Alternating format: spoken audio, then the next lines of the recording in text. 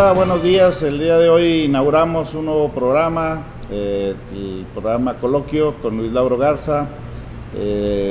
La idea es llevar a cabo, como su nombre lo indica, una interlocución con candidatos. Vamos a ir incorporando poco a poco otro tipo de temáticas, pero aprovechando que estamos en la coyuntura electoral, vamos a invitar, como es el caso del día de hoy, a candidatos a la gobernatura. Tenemos a nuestro amigo Asael Sepúlveda, candidato del Partido del Trabajo. También vamos a tener, por un lado, la presencia de Eloy Garza, que va a estar con nosotros semana con semana.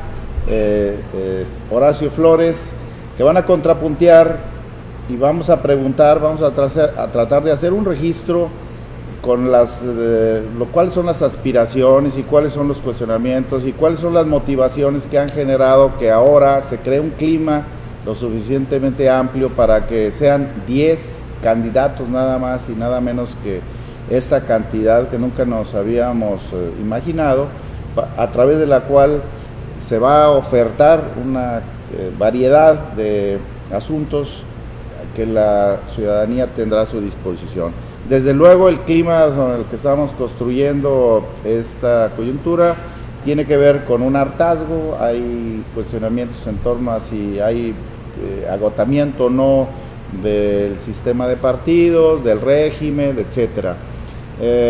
Asael, ¿cuál fue la motivación por la cual decidiste participar en esta contienda? Más allá de la idea que tú puedas decir que sea o no, o estés en posibilidades o no de alcanzar la gobernatura como tal. Bueno, muchas gracias por la pregunta, Laura, y es un gusto saludarte, saludar a Eloy, a Horacio Flores, saludar a quienes hoy nos siguen por internet. Lo que tú me preguntas es muy importante y te lo agradezco. O sea, la motivación es, por un lado, el dar un paso adelante en materia de servicio público; por el otro, el tener la oportunidad de presentar las propuestas y plataforma de un partido político; y por el otro, desde luego, con el reclamo ciudadano, la propuesta ciudadana, construir un buen programa de gobierno. Yo soy un convencido de que ahí donde se junta un grupo de notables para elaborar grandes propuestas, probablemente no le van a atinar, porque el que sabe es el ciudadano de a pie, el ciudadano de la calle, el ama de casa, el profesionista, el obrero, el artesano, el campesino. Pero sí ellos saben. son los que saben, claro que saben, son los que viven las necesidades. Yo te quiero recordar una anécdota muy famosa de un presidente que, después de que recibía el reporte del secretario de Hacienda de cómo iba la economía, luego mandaba a preguntar al precio del tomate al mercado. Pues sí, porque los economistas son muy genios, pero a veces se apartan un poco del mundo, los especialistas en general, pero eso hay que preguntarle a la gente que vive el problema, a ver cómo se siente. Pero las campañas actualmente se están moviendo de otra manera, se están moviendo por la vía de los medios electrónicos, por la vía de otras líneas de comunicación, es mercadotecnia pura. Sí, ¿Hasta dónde este tipo de cosas en realidad hoy se pueden abrir paso? Yo creo que es una oportunidad única, no sabemos si lo que está contando en la opinión de la gente son los partidos, pareciera ser que no, o son los candidatos. Si son los candidatos, a lo mejor eso puede tener mejores oportunidades, claro. Pero ¿cómo le vas a hacer para romper esta inercia que traemos de preponderancia de medios, de imagen, de mercadotecnia, contra propuestas de gobierno, contra respuesta a necesidades concretas? Claro, fíjate que esa es una discusión que está abierta en todo el mundo. ¿Por qué las campañas se hacen con base en fotografías o en video de candidatos sonrientes y en donde no necesariamente está presente la propuesta? ¿Por qué se toma eso como el factor de decisión? Al final del camino, lo que importa en una elección es, uno, que la gente te recuerde, porque toda la batalla electoral, que dura meses, la resolución final se da en los últimos 5 segundos, cuando el ciudadano toma la boleta, toma el crayón y decide que usar el logotipo con el nombre de un partido y de un candidato. En esos 5 segundos se decide toda la batalla. Entonces es importante que te recuerden, por una parte, pero por la otra, que tú te hayas acercado a la ciudadanía, que hayas ido al puerta por puerta, que hayas saludado a la gente y sobre todo que la hayas escuchado, que hayas escuchado sus problemas. Las masas están listas, digamos, las masas como concepto maoísta, que es un poco lo que recordamos del PT, ¿están listas para tomar el poder en Nuevo León? ¿O crees que se puede cultivar y lograr una votación aproximada. ¿De qué estamos hablando? Yo creo que las masas siempre han estado listas, Luis Lauros. Quienes no necesariamente están listos o estamos son quienes deberíamos de alguna manera articular o sistematizar esos esfuerzos. O sea, la gente sabe lo que necesita, la gente sabe cuáles son sus necesidades, la gente sabe dónde le duele. Que las instancias de gobierno o los partidos políticos interpreten bien esas necesidades, ese es otro problema. Y es uno de los grandes problemas no solo de Nuevo León, sino de todo el país. O sea, la clase gobernante tradicional no ha sabido interpretar dónde están las necesidades de la gente. Y yo me regreso a tu trayectoria personal. ¿Por qué un candidato que toda su trayectoria ha sido como comunicador ahora da el brinco a la arena política? Bueno, ese cuestionamiento circulaba la primera vez que yo hice una campaña política y la respuesta es muy sencilla. O sea, uno como comunicador es testigo de lo que dice la gente en la calle. Las noticias de eso se componen. Llega un momento en que decides dar el salto de ser un observador, de ser alguien que comunica lo que pasó, a tratar de ser alguien que interviene en distintos ámbitos de la vida social, tratar de intervenir en la toma de decisiones y en la ejecución de políticas públicas para que las cosas vayan mejor. En esa misma respuesta incluyes a la candidata del PRI, Ivonne. En el caso de Ivonne, bueno, pero hay diferencias sustanciales. ¿Cuáles? O sea, finalmente Ivonne, esa expresión, y la respeto mucho, es una mujer muy respetable, le tengo gran aprecio, pero sus propuestas son producto de un partido político que tiene ya más de 70 años de antigüedad y que en esos 70 años no ha sabido responder los problemas fundamentales del país. Ahora, ¿realmente serán propuestas de un partido o de un grupo de interés en especial? Bueno, el partido es el que les da forma. Yo diría que más que de grupos de interés, de una articulación de grupos de interés. En el caso de México, Eloy, hay muchas facilidades para que se enriquezca el capital especulativo, pero no el capital productivo. Hay muchas facilidades para que empresas extranjeras que no necesariamente pagan impuestos vengan y destruyan nuestros recursos naturales, lucrando con ello y destruyendo el medio ambiente y dejando a su paso solo destrucción. ¿Monterrey 6 es una propuesta de partido o es parte de un grupo de interés? Yo creo que es parte de un grupo de interés. Hay que recordar que la empresa que se ha señalado que está detrás del grueso de los contratos de Monterrey 6, IGA, es la misma empresa que estaba atrás del proyecto del Tren Chino, que si tú recuerdas, horas antes de irse a China, Enrique Peña Nieto deshizo ese contrato a pesar de que ese mismo día, en la tarde, el secretario de Comunicaciones lo había dado por hecho, ¿verdad? Entonces, y tristemente el costo de ese tren ligero que se canceló porque era inconsistente y mal planeado, es más o menos el costo de lo que se está planteando de Monterrey 6. Y todavía más, yo te diría que al paso que vamos, los famosos proyectos de Monterrey 6 van a seguir saliendo mucho más caros porque hay procesos de especulación de la tenencia de la tierra por donde debería pasar el gasoducto que van a disparar los precios.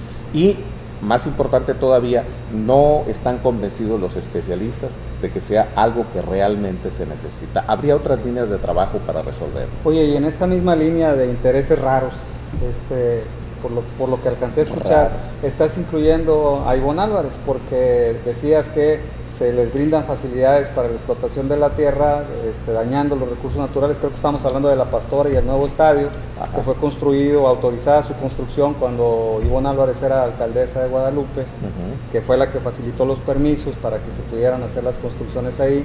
Una vez que una empresa alemana vino a adquirir la Cervecera Nacional y obtuvieron facilidades por ahí, entonces estaríamos pensando que sin haber razonado mucho, a Ivonne se le presta para que Monterrey 6 sea parte de sus proyectos. Son intereses, son grupos de interés y yo pensaría que cada candidato tiene que ser congruente con la línea que lleva su partido y es el caso particular, más allá de las buenas o malas intenciones que pudiera tener la candidata que mencionas, es parte de una dinámica que va en esa línea de interés. Oye, ¿y qué puede hacer que en una tierra de empresarios, donde regularmente los empresarios han sido la punta para la toma de decisiones que se dan en el estado de Nuevo León, ¿por qué tendrían que votar ahora por los trabajadores? O sea, ¿qué es lo que va a hacer que... Por las masas. Por las masas, que votan por el PT. Que no es lo mismo, los trabajadores. Pues sí. Bueno, pero yo te digo una cosa muy importante, Horacio. Siempre se ha dicho que Nuevo León era gobernado por el grupo de los 10, y digo era porque yo no estoy muy seguro de que realmente tengan el peso que alguna vez tuvieron. Ni que sean ¿Cuántos 10, son? Ni que sean 10, pero en todo caso es un grupo muy pequeñito. El voto del hombre más rico de Nuevo León o del país, a la hora de las elecciones pesa lo mismo que el voto del ciudadano más humilde y más modesto. Entonces es un grupo muy pequeñito, ya tienen gran poder económico, pero a la hora de las urnas su peso es más bien ligero. Oye, yo me acuerdo que decía Jorge Luis Borges, cada vez que me hablan de masas, lo que yo veo son individuos, no son individuos. Tortillerías es tu versión local, regional. Ajá. Para ti, ¿qué son las masas? ¿De qué se trata cuando manejas ese término? Me parece muy etéreo. Nosotros hablamos más bien del pueblo, más que de las masas. Sí hemos encontrado, o sí existe la terminología en mucha de la literatura, pero sí, como tú dices, se presta a confusiones y a interpretaciones muy de pensamiento concreto, que yo creo que esto que señalas no está a la altura de los vuelos intelectuales de Borges, pero siendo, o más bien habiendo sido él un pensador más bien conservador o de derechas, pues es entendible que hiciera crítica de estas nociones. Pero yo creo que tendríamos que hablar más bien del pueblo, o sea, de la gran suma de ciudadanos que conforman la sociedad. ¿Quiénes son tus aliados? ¿Con quién crees que puedes hacer mano cadena a la hora de la candidatura, ya sea en términos partidarios o en términos personales? Bueno, los primeros aliados tienen que ser los ciudadanos. Después de y más que los aliados, los mandantes. ¿Y quiénes? Todo aquel que trabaja. Este es el partido del trabajo. Entonces, tú trabajas, tú puedes ser mi aliado. Entonces, los sindicatos, las asociaciones de trabajadores, esos son. Los ninis no trabajan. ¿Son aliados tuyos los ninis? Porque no trabajan, ¿eh? ¿Los que no trabajan? Sí. Bueno, hay que invitarlos. Ni estudian ni trabajan, ¿eh? Incluso los ninis son productos de un sistema económico distorsionado. Entonces, habría que hacer algo por ellos. Oye, fíjate, ese es un tema bien interesante. Regularmente las campañas de los municipios y de los gobiernos de los estados hablan de la generación de empleos, hablan de una serie de factores que están más bien ligados a la política económica nacional. Sí. O sea, ¿qué puedes hacer desde la trinchera del gobernador del estado para que en realidad haya incentivos al empleo, que haya incentivos para la producción, que haya respeto por el medio ambiente, que haya este tipo de cosas que regularmente están asociadas al modelo económico nacional? ¿Qué puedes hacer como gobernador para romper con eso? ¿O hasta dónde el gobernador no puede hacer más que administrar el estrés ciudadano, ¿no? Y dejarlo hasta ahí? Bueno, desde luego que ninguna figura de gobierno es todopoderosa, todas están acotadas, desde el presidente de la República hasta los legisladores, los diputados, los senadores, diputados locales, gobernadores y alcaldes. Cada uno tiene su esfera de autoridad. No existe la figura del rey todopoderoso. Y qué bueno, eso no es posible en una democracia. Ahora, yendo a tu pregunta concreta, ¿qué se puede hacer en materia de impulso económico, en materia de empleo? Hay muchas cosas que se pueden hacer. Una de ellas sería, por ejemplo, que haya la suficiente seguridad para que quienes quieren crear organizaciones productivas o empresas tengan la confianza de venir a Nuevo León. Y eso pasa por la seguridad en las calles, eso pasa por la seguridad jurídica. ¿Funciona o no funciona la Procuraduría? ¿Funcionan o no funcionan los tribunales? ¿O están en manos de la corrupción? ¿Son nuestros jueces limpios o se dejan seducir por el canto de las sirenas? A ver, sobre eso mismo, ¿cuáles son las diferencias tuyas o las demarcaciones frente a los demás candidatos? Ya tenemos una masa de candidatos, por utilizar el lenguaje maoísta que dice. Tenemos y que veo que te seduce en gran medida, ¿no? El término masa. No, al contrario, me da como urticaria cuando hablan de masas, porque me parece otra vez un término muy etéreo, no lo veo nada concreto. Nada borgiano. Maoísta. No soy partidario de Borges en la parte política, pero sí creo que esto es casi un cuento borgiano, en el sentido de que vivimos en una fantasía total. Todo lo que nos ilustran los medios de comunicación es muy apartado a lo que estamos viviendo los ciudadanos de carne y hueso. Abunda el dinero, bien y mal habido. No sé cómo podemos llegar a acercarnos a los ciudadanos si no sea a través de la prensa, de la televisión, muchas de ellas vendidos al mejor postor. Yo creo que eso lo tienes claro. Bueno, sí, pero a ver, tú ibas a algún lado con tu Sí, planteamiento. a preguntarte Empezaste cómo hablando te de masas, deslindas, de cómo te deslindes. deslindas de tus demás candidatos, de Ya. los demás candidatos a la gubernatura, porque los medios hacen que todos estén en el mismo rasero. ¿Cómo haces tú la diferencia frente a Ivón, En el mismo Perol. Ujú. frente al Bronco, frente Felipe. a Felipe, frente a Chumel Elizondo, etcétera? Yo te diría que todos los que has mencionado son producto de la misma expresión de intereses económicos que nos han gobernado en las últimas décadas, y todos tienen algún tipo de amarre por ahí. No dudo de sus buenas intenciones en lo personal, los conozco a todos ellos, debo decir que les tengo aprecio, y los he saludado a todos este año. ¿A quién le tienes más aprecio? Siempre hay preferencias más de unos por otros. Pues no podría yo decir que haya una diferenciación, pero en todo caso el tema es qué estamos proponiendo ante la ciudadanía, ¿verdad? ¿Cuáles son los temas que tú punto propones que no diferenciado? proponen ellos? ¿Cuáles son bueno, es que los problemas son comunes. Mira, tenemos que hacer alusión al tema de la inseguridad y reconocer que en Nuevo León todas las políticas de combate a la inseguridad han sido un fracaso y hemos tenido las evidencias, sobre todo en los últimos días. No ha funcionado ninguno de los modelos para perseguir la inseguridad. Se están contradiciendo el secretario de Gobernación y los militares. Pero en estos días. Ivonne Álvarez dice, y ha descansado su campaña, igual que el candidato del PRI a la alcaldía de Monterrey, precisamente en que, de acuerdo a su afirmación, la seguridad ha mejorado en Nuevo León. Ellos dicen que se la jugaron y que con riesgo personal y que no sé qué, pusieron orden y tal. ¿De dónde sale que tú digas que no? Porque la verdad es que las estadísticas, por ejemplo, dicen que el secuestro ha bajado.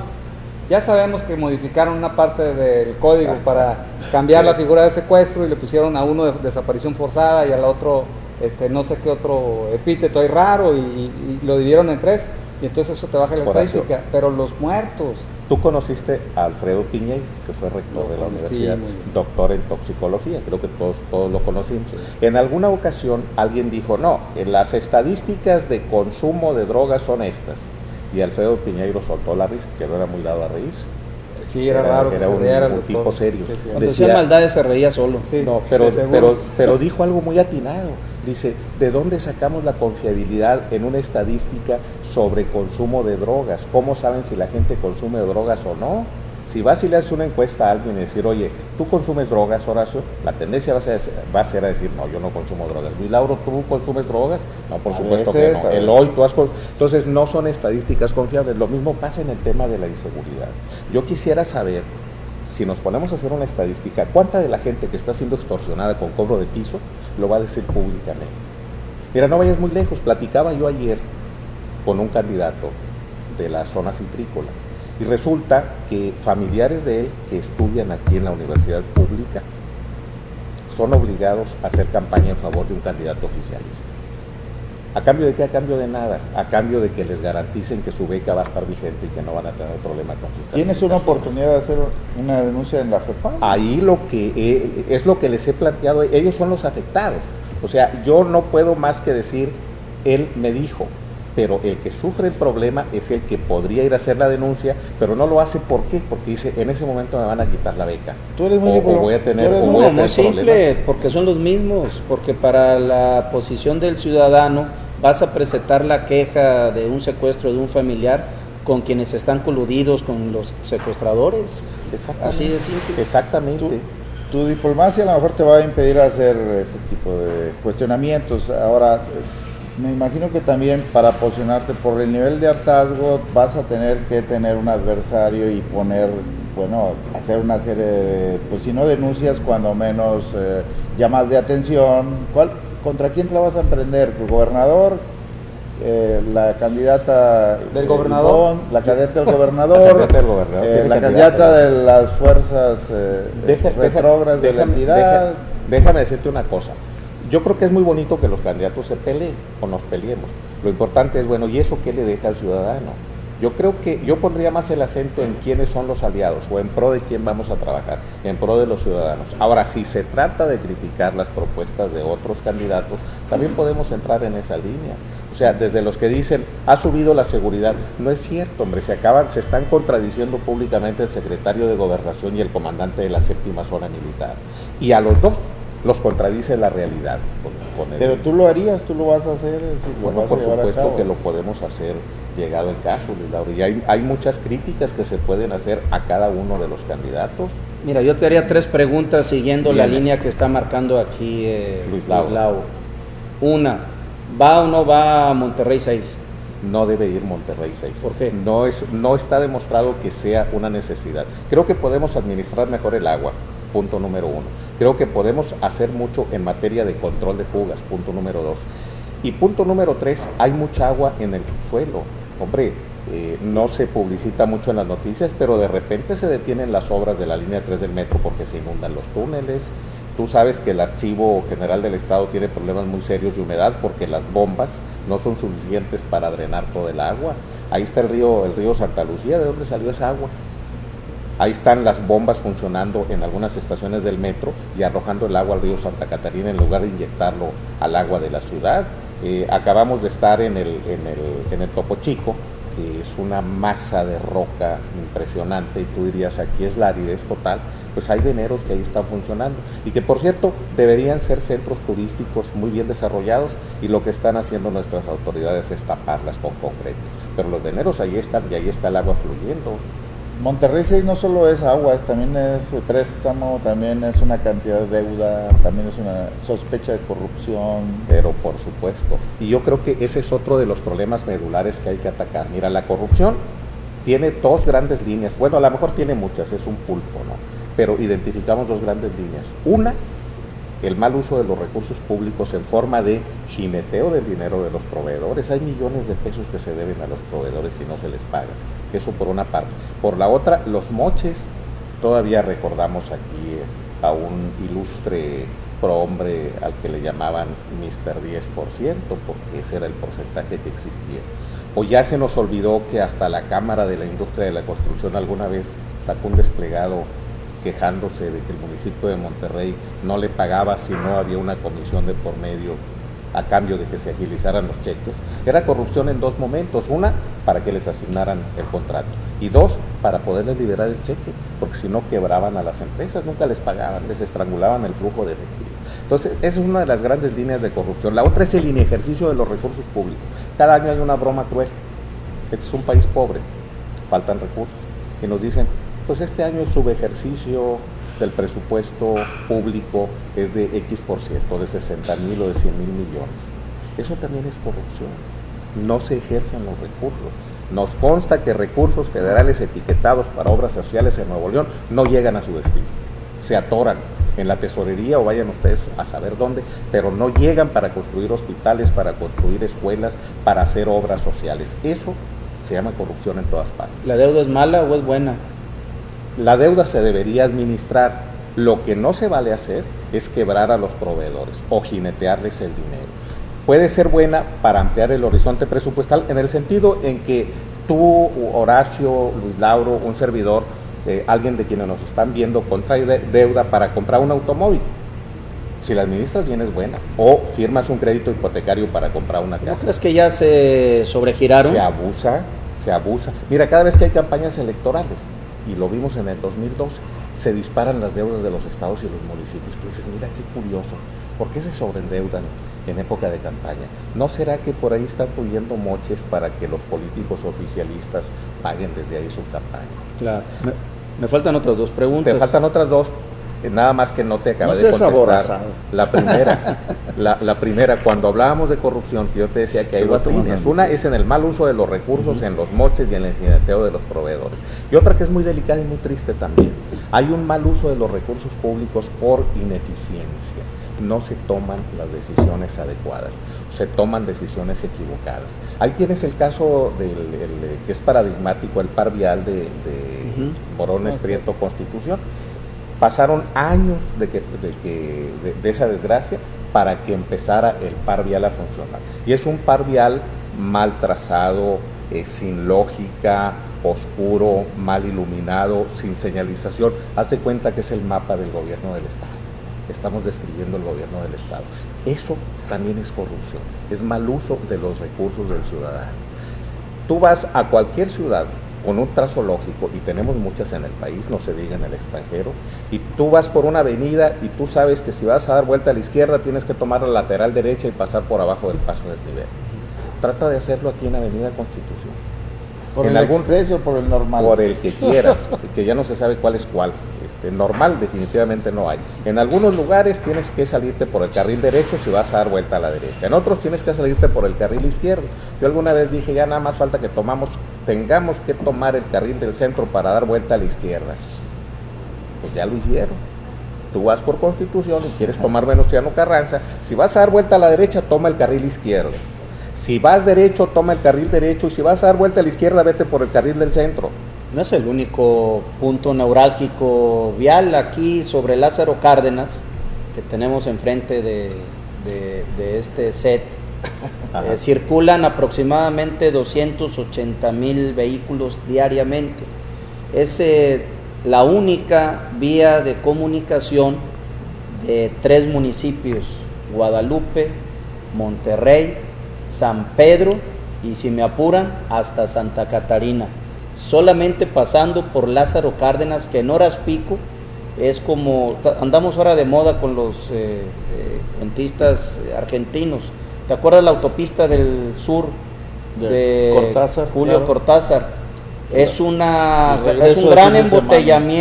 gran embotellamiento en París. Nuestra carretera Es la gran autopista del sur, versión norteña, sí, y sin parisinos, con norteños regiomontanos. Es la gran autopista del sur de Monterrey. Es la gran autopista parada del sur, o más bien el gran templete para que la gente esté parada pagando sus coches y conviviendo entre ellos a menos de 0 grados de temperatura. Cada vez que han inventado una solución ha sido para empeorar lo que hay. O sea, bueno, una solución es muy simple, le han dado varios alcaldes, entre ellos el alcalde de aquí de San Pedro.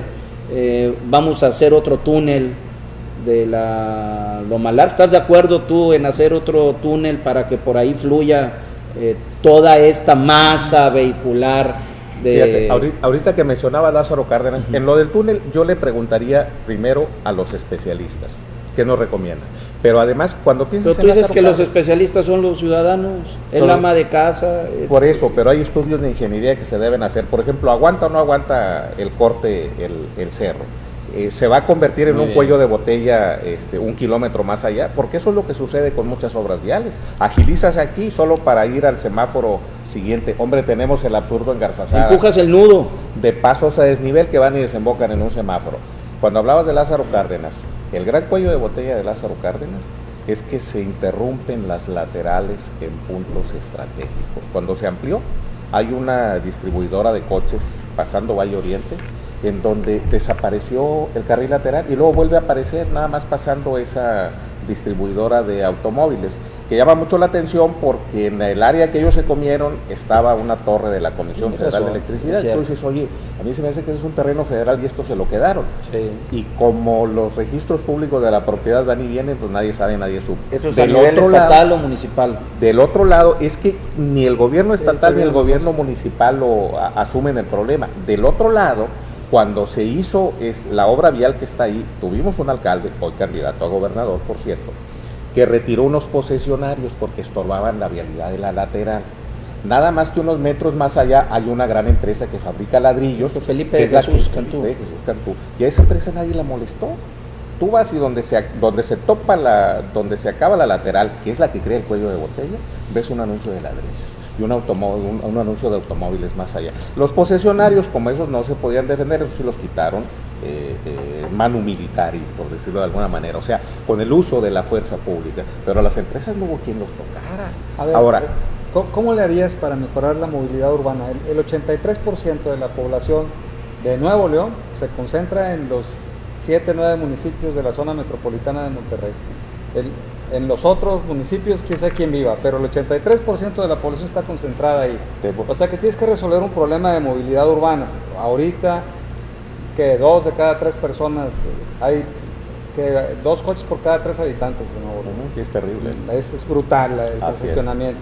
Entonces, no hay por dónde circular. ¿Cómo le harías tú para resolver toda la movilidad urbana que es hoy por hoy uno de los más grandes problemas que tenemos. Con sentido común, mira, Horacio. No, pues ya nos fregaste porque es el menos común, es el menos común de los sentidos. Pero déjame darte un ejemplo, mira. Todos sabemos que si nos moviéramos en automóvil, el sueño de poner una nación sobre ruedas, que alguna vez tuvieron los norteamericanos, se reveló impracticable. O sea, no hay espacio para que cada ciudadano vaya en un armatoste de 1 tonelada. Habría que apostarle a un transporte público eficiente. Sin embargo, las decisiones en materia de desarrollo urbano se están tomando de tal manera que estamos condenando al ciudadano a tener que moverse en automóvil. Aquí estamos en una de las zonas más desarrolladas ¿Del país? Sin embargo, tú ves edificios en los cerros. Esa gente no se va a poder desplazar en transporte público. Van a necesitar un automóvil para llegar hasta el cerro. Una planeación lógica diría que los grandes centros poblacionales de esa naturaleza estén cerca de grandes avenidas donde pueda llegar el transporte público. Y en algún momento estuvo prohibido que hicieran esos edificios en los cerros. ¿Cuándo se liberó? Cuando a algún alcalde le llegaron al precio. Y empezaste a ver edificios en los cerros por todos lados. No puede haber transporte público en esas condiciones, eso es absurdo. Está sobrecargando las calles interiores de la colonia, está sobrecargando líneas eléctricas, está sobrecargando redes de agua potable, está sobrecargando redes de drenaje y los estás condenando a una cultura del automóvil. Todavía más, ¿dónde está la articulación en materia de transporte público en Monterrey?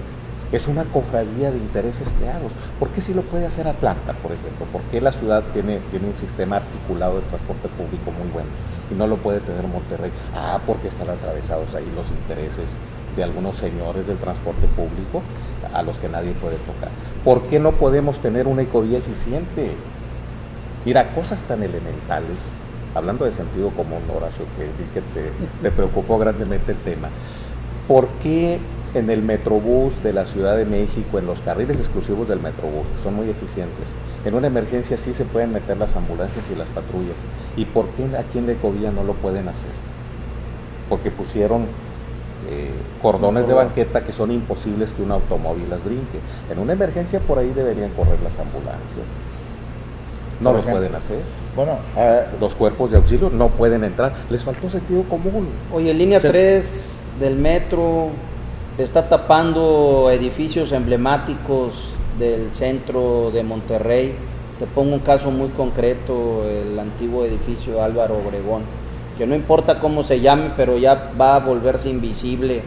Pero otros dicen, otros críticos, que pues da igual el pasado, lo que importa es que la gente se pueda desplazar a sus centros de trabajo y a los lugares de recreación. ¿Tú de qué lado te pones? Mira, realmente ese tipo de líneas deberían ser subterráneas, sería lo ideal, salvado el problema del exceso de agua que hay en el subsuelo, muy a pesar de los defensores de Monterrey 6. Yo te quiero recordar cuando se hicieron las vialidades de la avenida Garzazada hace 10 años, los pasos a desnivel se hicieron elevados, con excepción de uno de ellos, el que está enfrente de la biblioteca del Tecnológico. Y eso elevó el precio de una manera significativa, fueron varios millones de pesos, y yo preguntaba, oye, ¿por qué lo están haciendo subterráneos y todos los demás lo están haciendo elevado? Me dijeron, no, pues es que el Tecnológico se opuso y por respeto al Tecnológico lo estamos haciendo subterráneo, que por cierto quedó incompleto, ahí quedó nada más la base para hacer una especie de alguna escultura o alguna flama. Yo siempre dije, pues el Tecnológico en agradecimiento a la ciudad pues va a poner ahí algún símbolo. No, ahí está todavía a 10 años de distancia la base.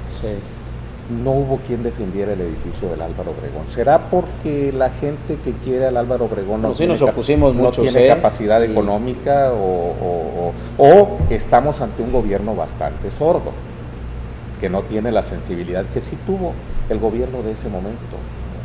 Hay una universidad muy dócil, y ya no es una universidad rebelde que se pronuncie en contra del gobierno del Estado. Eso hace años que dejó de ser. Qué bueno que tocas el tema de la universidad. Se ha reducido enormemente la capacidad crítica de los estudiantes, de los investigadores, de los maestros. Y no sucede igual en otros estados, No sucede igual. Doy ejemplos muy claros como la Universidad de Guadalajara, que siempre ha sido bastante aguda y crítica. Bastante aguerrida, ¿verdad?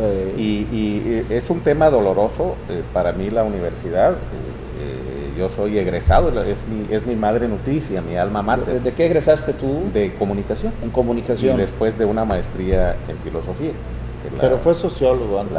La escuela donde Luis Lauro ahora forma a las nuevas generaciones. Yo hice la maestría en metodología de la ciencia y hace algunos años. Es de las facultades más rescatables, no porque esté aquí Luis Lauro, pero Luis Lauro ha manejado bastante bien. Pero te voy a decir una cosa, Eloy. En la época en que yo trabajé en Televisa Monterrey, ahí me gustaba mucho entrevistar a los conferencistas que traía la Facultad de Filosofía, que eran muy críticos.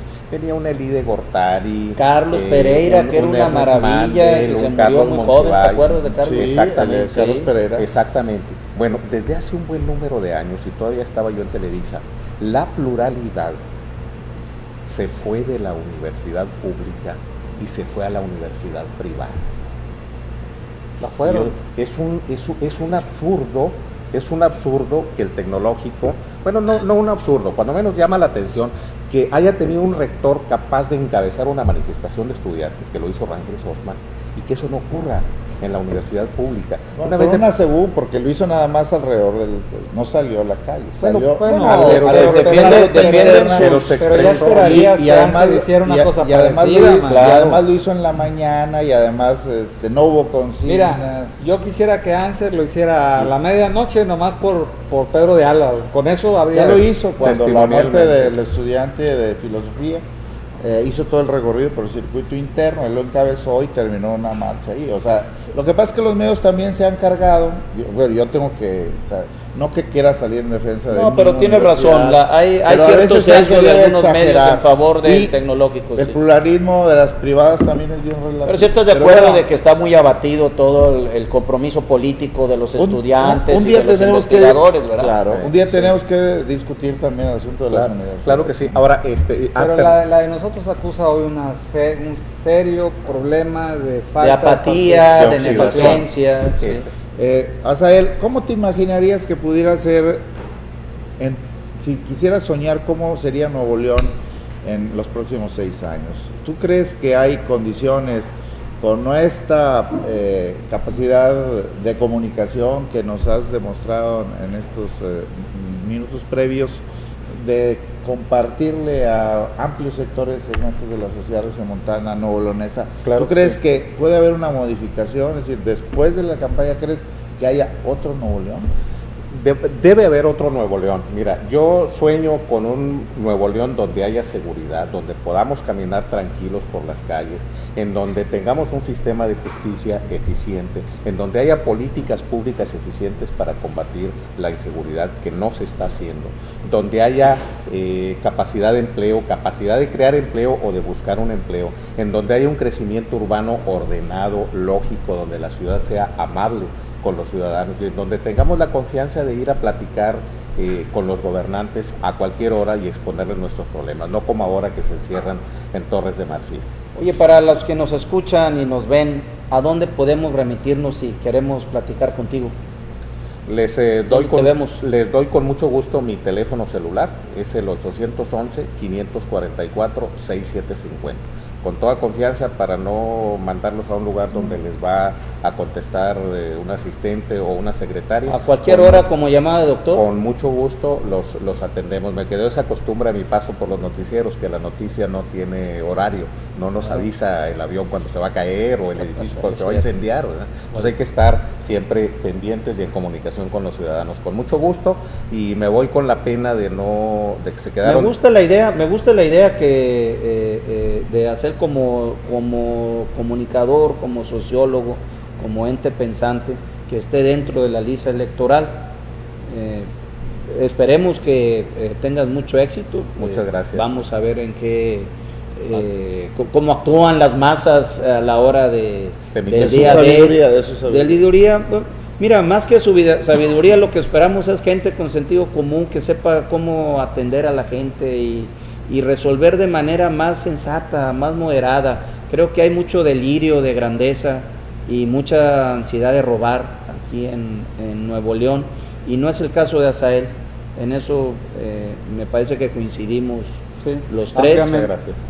Horacio, y es un gran avance para ir despidiendo el programa. No quiero despedirme de ti, al contrario, quiero agradecerte que nos hayas hecho el favor de arrancar este proyecto. Creo que lo arrancamos con el pie derecho.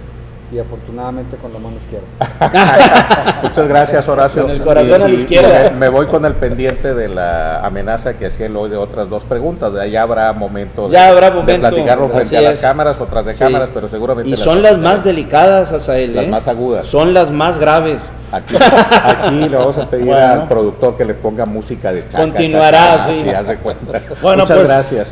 Este fue Coloquio con Luis Lauro Garza, Eloy Garza, medio pariente por allá, Horacio Flores. Los esperamos en la próxima transmisión de este Coloquio con Luis Lauro Garza. Gracias. Buenas tardes. Gracias.